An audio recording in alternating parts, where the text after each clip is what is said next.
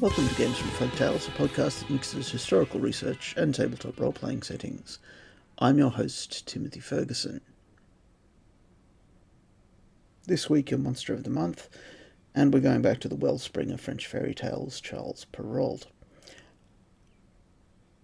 In the past, I've seen Bluebeard considered as a serial killer, but what if, in Ars Magica terms, he's a fairy engaged in vampirism, just with many extra steps?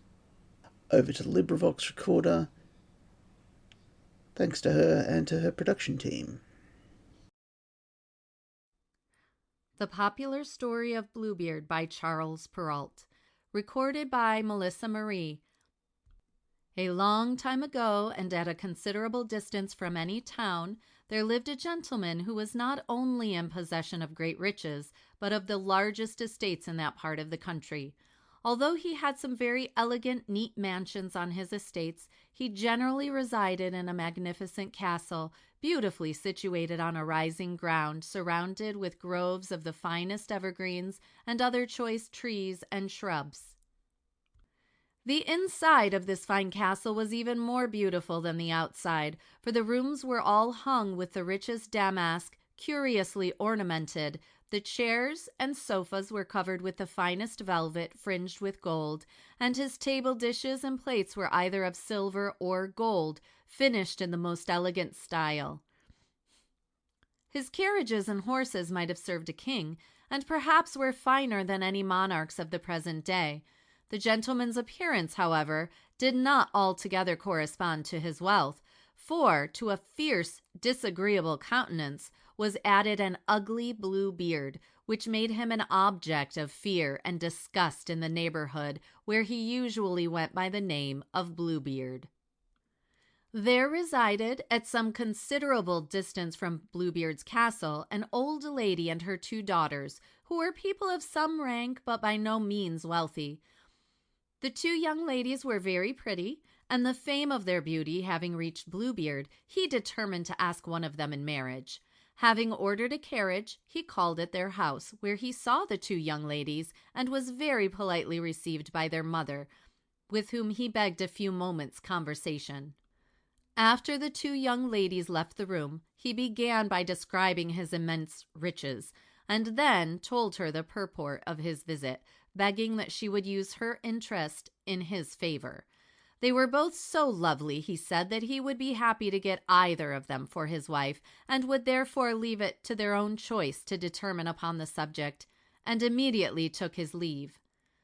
When the proposals of Bluebeard were mentioned to the young ladies by their mother, both Miss Anne and her sister Fatima protested that they would never marry an ugly man, and particularly one with such a frightful blue beard, because although he possessed immense riches, it was reported in the country that he had married several beautiful ladies, and nobody could tell what had become of them.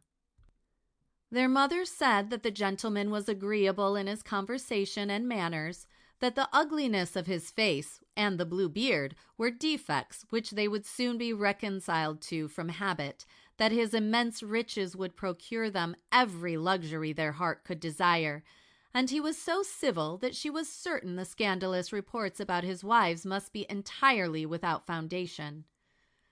The 2 young ladies were as civil as they possibly could be, in order to conceal the disgust they felt at Bluebeard, and, to soften their refusal, replied to this effect: that at present they had no desire to change their situation, but if they had, the one sister could never think of depriving the other of so good a match, and that they did not wish to be separated. Bluebeard having called next day, the old lady told him what her daughters had said, on which he sighed deeply and pretended to be very much disappointed. But as he had the mother on his side, he still continued his visits to the family. Bluebeard, knowing the attractions that fine houses, fine furniture, and fine entertainments have on the minds of ladies in general, invited the mother, her 2 daughters, and 2 or 3 other ladies who were then on a visit to them, to spend a day or 2 with him at his castle. Bluebeard's invitation was accepted, and having spent a considerable time in arranging their wardrobe and in adorning their persons, they all set out for the splendid mansion of Bluebeard. On coming near the castle, although they had heard a great deal of the taste and expense that had been employed in decorating it, they were struck with the beauty of the trees that overshadowed the walks through which they passed, and with the fragrancy of the flowers which perfumed the air. When they reached the castle, Bluebeard, attended by a number of his servants in splendid dresses, received them with the most polite courtesy, and conducted them to a magnificent drawing-room. An elegant repast was ready in the dining-room, to which they adjourned. Here they were again astonished by the grandeur of the apartment and the elegance of the entertainment, and they felt so happy that the evening passed away before they were aware. Next day, after they had finished breakfast, the ladies proceeded to examine the pictures and furniture of the rooms that were open, and were truly astonished at the magnificence that everywhere met their view. The time rolled pleasantly away amidst a succession of the most agreeable amusements, consisting of hunting, music, dancing, and banquets, where the richest wines and most tempting delicacies in most luxurious profusion presented themselves in every direction. The party felt so agreeable amidst these scenes of festivity that they continued at the castle several days, during which the cunning Bluebeard, by every obsequious service, tried to gain the favor of his fair guests. Personal attentions, even although paid us by an ugly creature, seldom fail to make a favorable impression. It was therefore no wonder that Fatima, the youngest of the two sisters, began to think Bluebeard a very polite, pleasant, and civil gentleman, and that the beard, which she and her sister had been so much afraid of, was not so very blue. A short time after her return home, Fatima, who was delighted with the attention which had been paid her at the castle, told her mother that she did not now feel any objections to accept of Bluebeard as a husband. The old lady immediately communicated to him the change in her daughter's sentiments. Bluebeard, who lost no time in paying the family a visit, was in a few days privately married to the young lady, and soon after the ceremony, Fatima, accompanied by her sister, returned to the castle the wife of Bluebeard. On arriving there, they were received at the entrance by all his retinue, attired in splendid dress, and Bluebeard, after saluting his bride, led the way to an elegant entertainment, where, everything that could aid to their comfort being prepared, they spent the evening in the most agreeable manner. The next day, and every succeeding day, Bluebeard always varied the amusements, and a month had passed away imperceptibly when he told his wife that he was obliged to leave her for a few weeks, as he had some affairs to transact in a distant part of the country, which required his personal attendance. "But," said he, "my dear Fatima, you may enjoy yourself in my absence in any way that will add to your happiness, and you can invite your friends to make the time pass more agreeably, for you are sole mistress in this castle. Here are the keys of the 2 large wardrobes. This is the key of the great box that contains the best plate, which we use for company. This of my strong box, where I keep my money, and this belongs to the casket in which are all my jewels. Here also is a master key to all the rooms in the house, but this small key belongs to the blue closet at the end of the long gallery on the ground floor. I give you leave," he continued, "to open or do what you like with all the rest of the castle except this closet. Now, my dear, remember you must not enter it, nor even put the key into the lock. If you do not obey me in this, expect the most dreadful of punishments." She promised him implicit obedience to his orders, and then accompanied him to the gate, where Bluebeard, after saluting her in a tender manner, stepped into the coach and drove away. When Bluebeard was gone, Fatima sent a kind invitation to her friends to come immediately to the castle, and ordered a grand entertainment to be prepared for their reception. She also sent a messenger to her 2 brothers, both officers in the army, who were quartered about 40 miles distant, requesting they would obtain leave of absence and spend a few days with her. So eager were her friends to see the apartments and the riches of Bluebeard's castle, of which they had heard so much, that in less than 2 hours after receiving notice, the whole company were assembled, with the exception of her brothers, who were not expected till the following day. As her guests had arrived long before the time appointed them for the entertainment, Fatima took them through every apartment in the castle and displayed all the wealth she had acquired by her marriage with Bluebeard. They went from room to room and from wardrobe to wardrobe, expressing fresh wonder and delight at every new object they came to. But their surprise was increased when they entered the drawing rooms and saw the grandeur of the furniture. During the day, Fatima was so much engaged that she never once thought of the blue closet which Bluebeard had ordered her not to open. But when all the visitors were gone, she felt a great curiosity to know its contents. She took out the key, which was made of the finest gold, and went to consult with her sister on the subject. Anne used every argument she could think of to dissuade Fatima from her purpose, and reminded her of the threats of Bluebeard.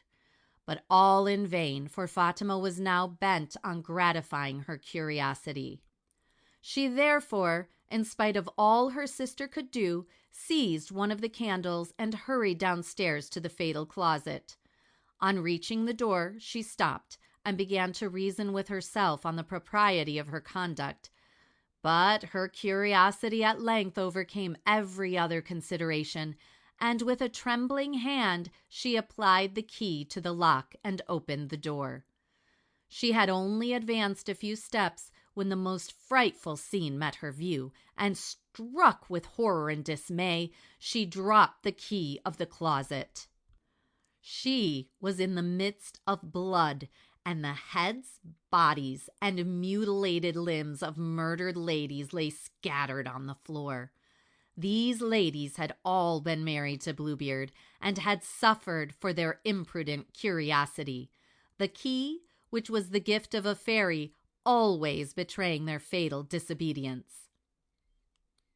The terror of Fatima was not diminished on observing these dreadful words on the wall: "The reward of disobedience and imprudent curiosity." She trembled violently, but on recovering a little, she snatched up the key, and having again locked the door, left this abode of horror. As soon as she reached her sister's chamber, she related the whole of her horrid adventure. They then examined the key, but it was all covered with blood, and they both turned pale with fear. They spent a good part of the night in trying to clean off the blood from the key, but it was without effect, for though they washed and scoured it with brick dust and sand, no sooner was the blood removed from one side than it appeared on the other. Fatigued with their exertions, they at last retired to bed, where they passed a sleepless and anxious night. Fatima rose at a late hour next day and consulted with her sister how she ought to proceed. She thought first of escaping from the castle, but as her brothers were expected in an hour or two, she resolved to wait their arrival. A loud knock at the gate made her almost leap for joy, and she cried, "They are come! They are come!" But what was her consternation when Bluebeard hastily opened the door and entered. It was impossible for Fatima to conceal her agitation, although she pretended to be very happy at his sudden and unexpected return. Bluebeard, who guessed what she had been about, requested the keys, in order, as he said, that he might change his dress. She went to her chamber, and soon returned with the keys, all except the one belonging to the blue closet. He took the keys from her with seeming indifference, and after glancing at them minutely, said, rather sternly, "How is this, Fatima? I do not see the key of the blue closet here. Go and bring it to me instantly." The poor girl, feeling the crisis of her fate approaching, said, "I will go and search for it," and left the apartment in tears. She went straight to her sister's chamber, where they again tried, but in vain, to remove the blood from the key. The voice of Bluebeard again calling for her, she was forced to return, and reluctantly to give him the fatal key. On examining the key, Bluebeard burst into a terrible rage. "Pray, madam," said he, "how came this blood to be here?" "I am sure I do not know," replied she, trembling and turning pale. "What! Do you not know?" cried Bluebeard in a voice like thunder, which made poor Fatima start with fear. "But I know well. You have been in the forbidden blue closet, and since you are so fond of prying into secrets, you shall take up your abode with the ladies you saw there." Almost expiring with fear and terror, the trembling Fatima sunk upon her knees and implored him in the most piteous manner to forgive her. But the cruel Bluebeard, deaf to her entreaties, drew his dreadful scimitar and bid her prepare for immediate death. Bluebeard had raised his arm to give the fatal blow when a dreadful shriek from her sister, who at that moment entered the apartment, arrested his attention. She entreated him to spare the life of Fatima, but he was deaf to her intercession, and would only grant her 1/4 of an hour that she might make her peace with heaven before he put her to death. Bluebeard then dragged her up to a large hall in the top of the tower of the castle to prevent her groans being heard, to which they were followed by her sister. He then told her to make the best use of the time, as she might expect his return the moment it elapsed, and immediately left the place. When alone with her sister, Fatima felt her dreadful situation, and again burst into tears. Only 15 minutes between her and the most cruel death, without the least chance of escape, for Bluebeard had secured the door when he retired, and the staircase they saw only led to the battlements. Fatima's thoughts were now turned to her brothers, whom she expected that day, and she requested her sister to ascend to the top of the tower to see if there was any appearance of them. Fatima's sister immediately ascended to the top of the battlements, while the poor trembling girl below every minute cried out, "Sister Anne, my dear Sister Anne, do you see anyone coming yet?" Her sister always replied, "There is not a human being in view, and I see nothing but the sun and grass." She was upon her knees bewailing her fate when Bluebeard, in a tremendous voice, cried out, "Are you ready? The time is expired," and she heard the sound of his footsteps approaching. She again supplicated him to allow her 5 minutes longer to finish her prayers, which he, knowing she was completely within his power, granted her, and again left her. Fatima again renewed her inquiries to her sister. "Do you see anyone coming yet?" Her sister replied, "There is not a human being within sight." When the 5 minutes were elapsed, the voice of Bluebeard was heard bawling out, "Are you ready yet?" She again beseeched him to allow her only 2 minutes more, and then addressed her sister, "Dear Anne, do you see anyone coming yet?" "I see," said her sister, "a cloud of dust rising a little to the left." In breathless agitation she cried, "Do you think it is my brothers?" "Alas, no, my dearest Fatima," returned her sister, "it is only a flock of sheep." Again the voice of Bluebeard was heard, and she begged for 1 minute longer. She then called out for the last time, "Sister Anne, do you see no one coming yet?" Her sister quickly answered, "I see 2 men on horseback, but they are still a great way off." "Thank heaven!" exclaimed Fatima, "I shall yet be saved, for it must be my 2 brothers. My dearest sister, make every signal in your power to hasten them forward, or they will be too late." Bluebeard's patience being now exhausted, he burst open the door in a rage, and made a blow at the wretch's Fatima, with the intention of striking off her head, but she sprang close to him and evaded it. Furious at being foiled in his aim, he threw her from him, and then, seizing her by the hair of the head, was in the act of striking her a blow with his scimitar, when the noise of persons approaching with hasty steps arrested the progress of his sanguinary arm. Bluebeard had not time to conjecture who the intruders might be, when the door opened and 2 officers with their swords drawn rushed into the apartment. Struck with terror, the guilty wretch released his wife from his grasp, and without attempting to resist, he tried to effect his escape from the resentment of her brothers. But they pursued and seized him before he had got about 20 paces from the place. After reproaching Bluebeard with his cruelty, they dragged him back to the spot where he intended to have murdered their sister, and there, stabbing him to the heart with their swords, he expired, uttering the most horrid oaths and execrations.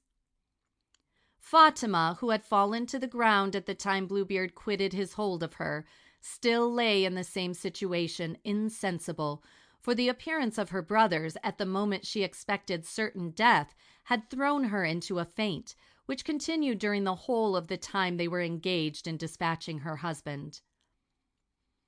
The 2 young officers now turned their attention to their sister, whom they raised from the ground. But she could hardly be persuaded of her safety till they pointed to where Bluebeard lay extended and lifeless. Fatima, on recovering a little, tenderly embraced her deliverers, and the appearance of their sister Anne, who had come down from the top of the battlements, added to their happiness. As all those horrid murders which had been committed by Bluebeard were unknown to his domestics, on whose credulity he imposed by falsehoods which they had no means of detecting, Fatima and her brothers thought the most prudent way to act was to assemble them together and then disclose the wickedness of their late master. By the direction of Fatima, her 2 brothers conducted all the servants to the dreadful scene of her husband's cruelties, and then, showing them his dead body, related the whole occurrences which had taken place. They all said that his punishment was not adequate to what he deserved, and begged that they might be continued in the service of their mistress. As Bluebeard had no relations, Fatima was sole heir to the whole of his immense property, and mistress of the castle, in the possession of which she was confirmed by the laws of the country. She then sent notice to all the families in the neighborhood of the death of her husband, and the horrid proofs of his cruelty were laid open for 2 days to all who chose to inspect them.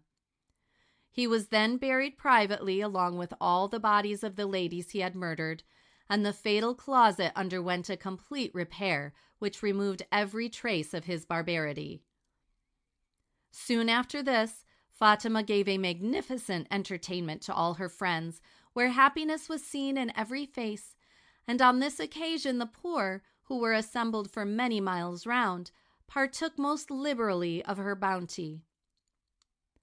Though possessed of riches almost inexhaustible, Fatima disposed of them with so much discretion that she gained the esteem of everyone who knew her.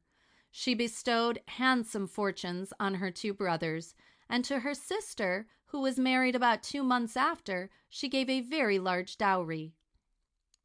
The beauty, riches, and amiable conduct of Fatima attracted a number of admirers, and among others a young nobleman of very high rank, who, to a handsome person, added every quality calculated to make a good husband, and after a reasonable time spent in courtship, their marriage was celebrated with great rejoicings.